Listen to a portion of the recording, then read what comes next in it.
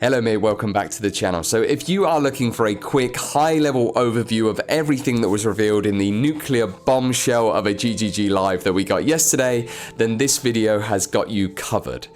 Let's get into it.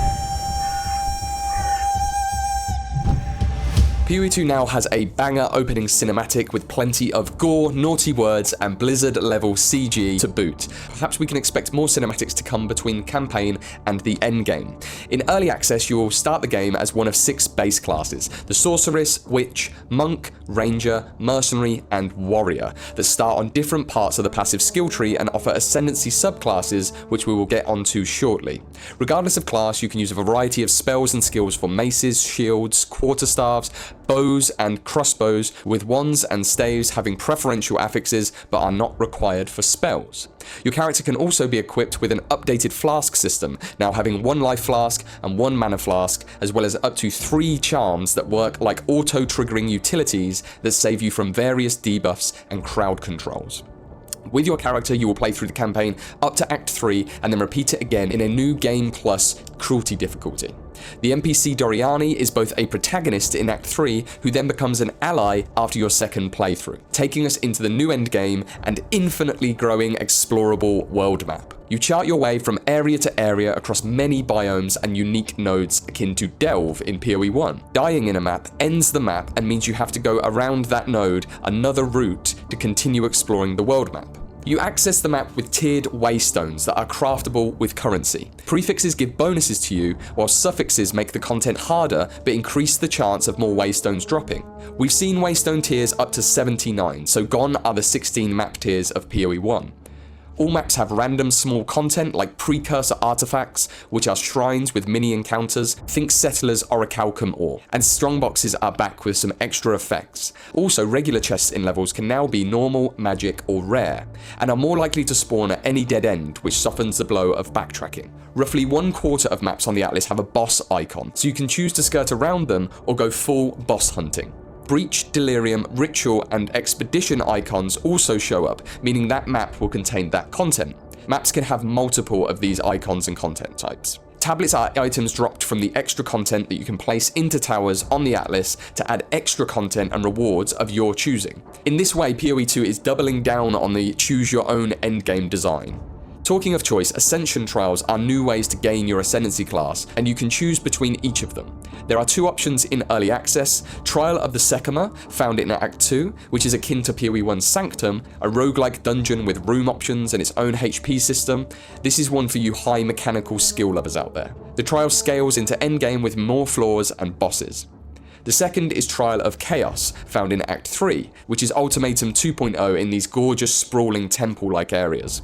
There you can take on challenges and make bets with the god of chaos, the Trial Master. This one is for all of you high-risk gambling players. The final third trial will likely be coming later in early access or on release, though it does seem very likely that it might be Trials of the Ancestors in Act 4's Karui Archipelago, which was a team-based semi-auto battler where you build custom squads of warriors and enter tournaments against Karui ancestors. For many, this is a big if true moment, as it was never made core in PoE 1. Each of these trials has some version of get a key to gain access to the trial, then go through multiple rounds of a thing with choices in between, and you can pull out at any time if needed. We'll cover rewards and items in a minute, but whilst on Ascension, in Early Access, surprisingly we will have access to 2 Ascendancies for each of the 6 classes to choose from, so 12 to begin with. We don't know all of the nodes, but here's a Tommy gun rundown of everything shown. The Sorceress can ascend into either the Stormweaver, creating elemental tempests with the ability to shock enemies twice and options for all damage to shock. Alternatively, she can become a Chronomancer, my personal favourite, who can stop time for enemies, send herself back in time akin to Prince of Persia, or reset her cooldowns. The other intelligence class, the Witch, can be the Infernalist, summoning a flaming Hellhound minion, turning their mana into a sort of fiery rage mechanic, as well as gaining the ridiculously cool Demon form. Or she can become the Blood Mage, sacrificing life with skills to gain massive damage and utilities based on her life pool. Heading to the deck side of the tree, we have the Monk, whose path leads them to either an Invoker or an Acolyte of Chayula. Invokers gain Elemental Expression to fire elemental energy on attacks and can become an unbound avatar. Defensively, they can meditate to double their ES. As an Acolyte of the Breach Lord Chayula, they gain instant mana and energy shield leech, as well as a super chaos resistance and chaos damage options. Next, the Ranger. Become a Deadeye, your classic Legolas archer, firing more projectiles, having perfect accuracy, and tailwind speed buffs as long as you keep dodging. Or become a Pathfinder, spreading poisons and creating one of many concoctions with your flasks. The Mercenary can become a very Van Helsing-style witch hunter, exploding enemies, especially the undead and demons, as well as increasing bosses' cooldowns and potentially taking up to 30% of a monster's life on the first hit. The Gemling Legionnaire is the second option for the Mercenary and opens up options to play with more skills and have your gems affect your character, like giving maximum resistance or allowing to surpass gems' maximum quality limits. Finally, the Warrior can be a Warbringer, shouting war cries with no cooldown and calling ancestral spirits to aid him, or the Titan, a massive slam daddy who creates extra aftershocks and brutally stuns enemies with extra damage. We'll be going much deeper on ascendancies on the channel soon, though in this video we're next going to be talking about items and crafting. Each content type offers unique items for crafting and player power. Here they are in alphabetical order. Breach grants catalysts, which increases the quality of certain modifier types on rings and amulets. Breach rings can drop, which can also be taken to much higher quality values too. Delirium gives us distilled emotions, which are like oils from Blight in PoE 1, giving us a chance to anoint or instill a notable on our amulet. We can also use these emotions on our waystones to instill them with extra implicit bonuses, but also a % of delirious, making the content much harder. In Expedition, we gain artifacts we can trade for, quote, useful items and runic magic. Rog has confirmed to give us crafting, Gwenin still gives us gambling, Tujen likely gives us currency, but what is runic magic? Maybe Danig now gives us runic enchantments like the ones that were available in Settlers of Kalgur. In Ritual, you can buy omens, which introduce metacrafting to the game, allowing you to alter currency items to be more targeted in their outcomes. Then we have the endgame versions of the Trials.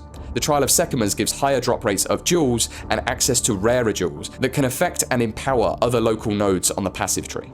The endgame Trial of Chaos gives more corrupted items and Val orbs, which now have interesting outcomes of adding an extra socket, re-rolling 1 to 3 mods, adding an enchantment, or for uniques re-rolling affix values beyond normal bounds. There is also soul cores available, which can be placed into item sockets instead of Ezomite runes, granting more specialized item mods. In order to customize our endgame experiences, the Atlas passive tree returns in a more humble size to begin with. However, now each of the endgame content types has its own smaller tree, which you can level up by completing that specific content. Doing so will increase the ambiguously named difficulty by +1, up to 4 times, giving the content and its bosses new dangerous abilities, but increasing the rewards dramatically, as well as giving drop chances for some very powerful uniques. Generally, in the Q&A, the game director said they want these pinnacle bosses in each of the different content types to have drop tables with the highest level being modular uniques. These are items like Watcher's Eye or Forbidden Flame and Flesh Jewels, with a very high variance in their affixes. And finally, there is the pinnacle endgame boss system, where you must collect keys by killing different faction lieutenants and bosses. These keys can then access a larger tower with a maze surrounding it called the Fortress. In here is where we will find the hardest content in the game.